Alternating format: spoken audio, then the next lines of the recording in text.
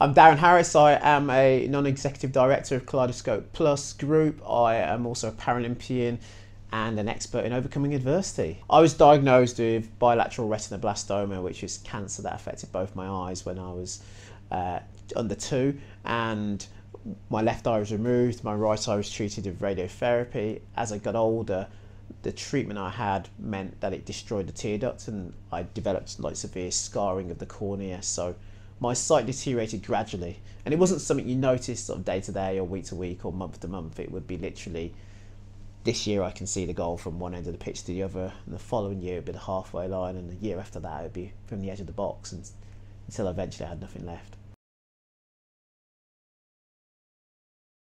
I think sport was just part of my DNA. I was into sport from a very early age. My dad was a brilliant footballer, and I'm sure, you know, when my mum could feel those kicks in her stomach from those early days, I was just ready to come out into this world and start running around and causing mayhem. So I played football at school. I did lots of different sports. I did athletics, I swam a little bit, and I loved gymnastics. Anything that involved moving, really, I was just into. And when I went to secondary school, then I started getting more opportunities to sort of compete against, you know, other schools, and that's when you start to realise that you've actually got a bit of ability. I guess the biggest challenge is, and it depends which stages of my career, I guess. I mean, initially, I suppose it was just, I didn't have any challenges when I was in school, because I was very, very fortunate to go to, you know, a special school where we had access to loads and loads of facilities, you know, and sport was really important for a lot of people I was around. So we played football whenever we could, and if they confiscated the ball off us, we'd just make our own ball. We'd just get some bits of paper, roll them up, sellotape it, kick that around. Definitely from that sort of generation of jumpers for goalposts. So we always found a way to do it. And as I kind of progressed through my career, and as I got my first England cap back in the day, the challenges were different then, because it was about fitting it into the rest of my life, and we weren't funded, we weren't paid as footballers in those days. So we had to raise funds ourselves. We had to do, you know, shake tins at train stations, write off to different companies to try and get sponsorship, and also just find people who could train with us as well. And so that was one of the things. It was really difficult to get people together, because, you know, we're relying on public transport, and people live in different parts of the country, and so trying to make sure that everybody's available at the same time was a challenge for us. And I think it's still a challenge today, probably even more so now, because I just don't think there is as many players kind of coming through as there were. So, but the challenges were there back then, and it was at times really frustrating, because we felt that we had the potential to do some really good things, but just getting everybody together, and also all having the same desire and hunger to achieve, because there will be people who are playing, you know, for a bit of fun, and, you know, it's a bit of a recreational hobby or pastime for them, but you had other people who wanted to win. And you just, in any team environment, you don't get everybody who's got the same level of drive and ambition to succeed.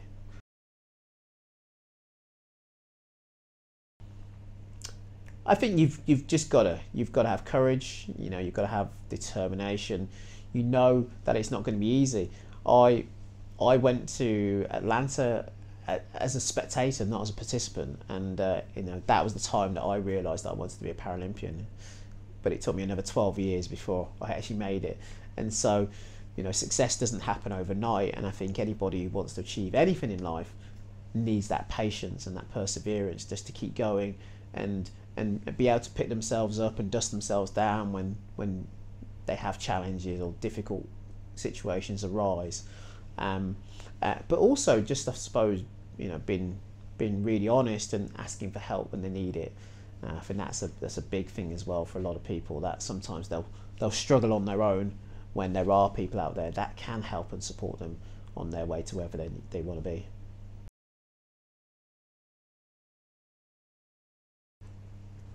I think one of the sort of lessons I learned at university was from one of my lecturers, and you know, he had this. I remember he walked into the lecture theatre with this cardboard box, and in this cardboard box was a load of post-it notes, and on these post-it notes were all the excuses that, you know, students had given for not handing in their homework, turning up late, and and I always remember there was this one student whose grandmother had died, not once, not twice, but 3 times.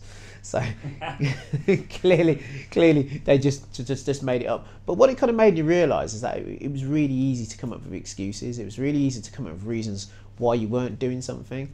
And then the thing I started asking myself was the opposite. You know, was why am I doing this? You know, what's the opposite? So sometimes we can say he can't do this because he's blind, and you know, but you could reverse that and say, you know, you can do this because of something else.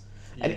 And it was those something else's that I focused on. You know, what is it that's going to enable me to do this? You know, is it the drive, the motivation, the team around me? Is it all of those things? And you know, the blindness was something that was fixed. It was something that I couldn't do anything about.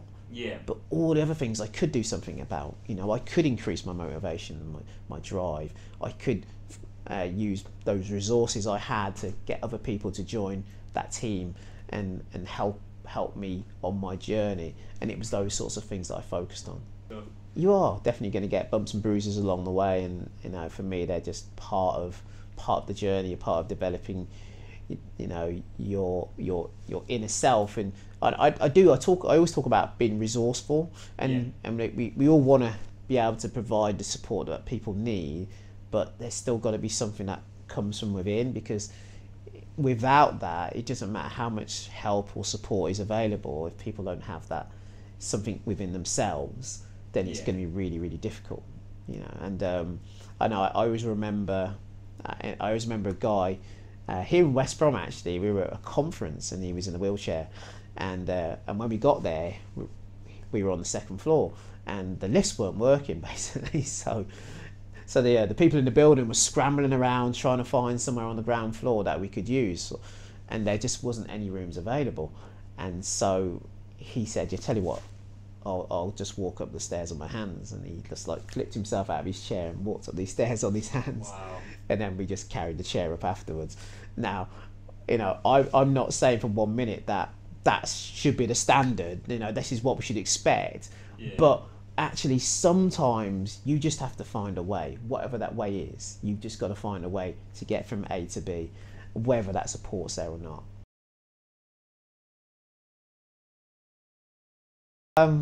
So I mean, my proudest achievement was definitely qualifying for the Paralympic Games. I went to 2 games. The first was with judo, the second was with football, but I think judo is definitely my proudest, because judo wasn't my first sport. It was something that, you know, I tried at school but just never really got into, probably because it was indoors. And actually when you first start doing judo, they teach you how to be safe, I guess, you know, how to land safely, how to break fall, you know. And what really attracted me to it was, you know, these big spectacular throws. That's what I wanted to do, but you know, they don't unleash you on that stuff until until you've learnt some of the basics. So and I just wasn't very patient. I just wanted to get straight to there, so I kind of quit and kind of came back to it later. But yeah, going to the Paralympics was incredible. You know, it was the fulfillment of a dream which I'd had for years. And you know, I would just walk into I think went to the Royal Albert Hall to get our kit. You know, just getting your kit was incredible. Getting on the plane out there was incredible, and just walking into this village for the first time, which was just enormous. Like, the canteen itself was the size of a football pitch. You could choose whatever you wanted. It was 24/7. It was like, you know, there was a 24-hour McDonald's. And then London was very different. London was our home games, and that was the one where I had lots of family and friends who could come and watch, you know, because that was a lot closer to home, and actually became reacquainted with some old friends of mine as well, like people I hadn't seen for years who just happened to be there. You know, they were just going to go and watch the Paralympics with their kids, and you know, a couple of my mates were just sitting there watching one of the games, picking up the program, seeing my name on the program, and go, I know him, like, you know, and had the sort of the mindset to knock on the door and, you know, come and tell me that they were there. So, you know, because obviously I had no idea that they were going to be there. So London was sort of special in a very different way to Beijing, but, you know, both equally had a massive impact on my life.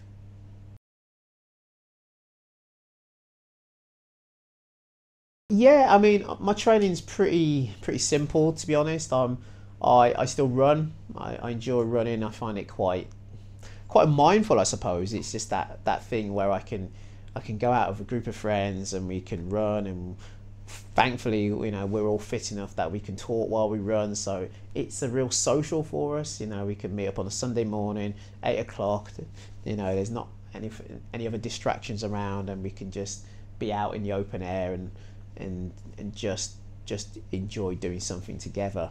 I run using a rope or a guide rope, you know, like a ribbon, but I can use anything. Sometimes I've lost it and I can't find it, and I'll bring a sock and I'll go, hopefully I'm not holding the foot part of the sock, or I'll bring a dressing gown cord or whatever, anything I can find that will work, and that's how I run outside with a group of people. And some people do it better than others. Some people are just naturally better guys than others. Some people actually know their lefts from their rights and remember to say up as opposed to just step, because you never know if it's a down or an up step. So there's little bits of information that can be really helpful if you're running with someone who's blind. The rest of the time I'm in the gym, really, just doing, you know, and my gym's kind of just a normal gym. I know I shout up some of the people in the gym for leaving stuff in the way and things like that, but I've got a big mouth and they listen.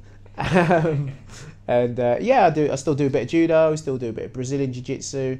I think, though, the most important thing about it all is just being consistent, and you know, and whatever consistent for you means. Consistent can be like once a week, you know, but it doesn't mean you have to go every day. But it's just about being consistent, designating some time in your week that you know you're going to commit to doing this thing no matter what happens. And for me, that's the secret to being able to sustain that success going forward. Well, I mean, I especially say is, you know, as we head in towards winter and it's going to be dark and cold and wet and a little bit miserable, and I always say that exercise is the best antidepressant.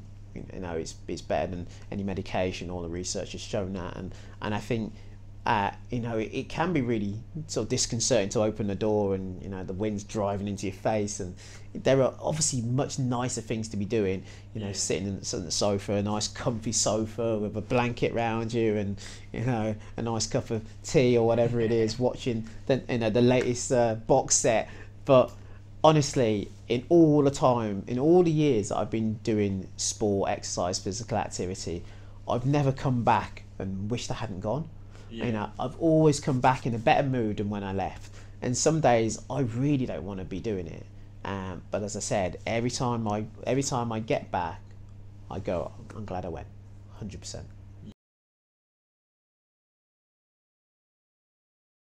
So I mean, there's a couple of footballers who are Brazilian who just you know, just moved the game to another level. And I think it's it's always great to see the game move on and progress, and just, you know, see what's possible with a football when you can't see. And so there's a couple of Brazilian lads, Jefferson and Ricardinho Alves, and they just blow my mind. So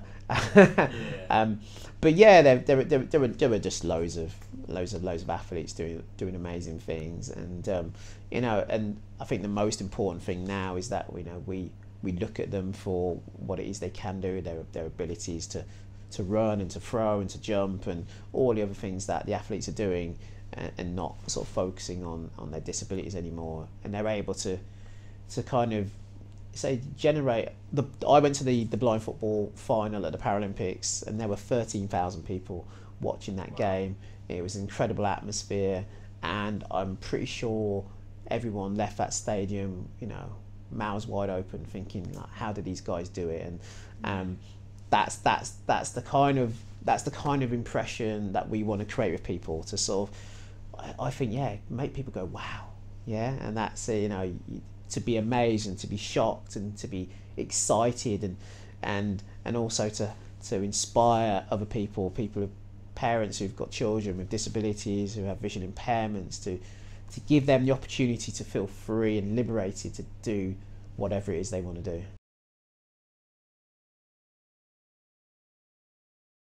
I do these blind football workshops in primary schools especially, and the reason why I'm teaching sighted people to play blind football, isn't because I'm looking for the next, blind Pele, or because I'm trying to frighten them within an inch of their life, but it's because I truly believe that when they overcome something that they didn't think they could, then it kind of opens up their imagination to what else is possible.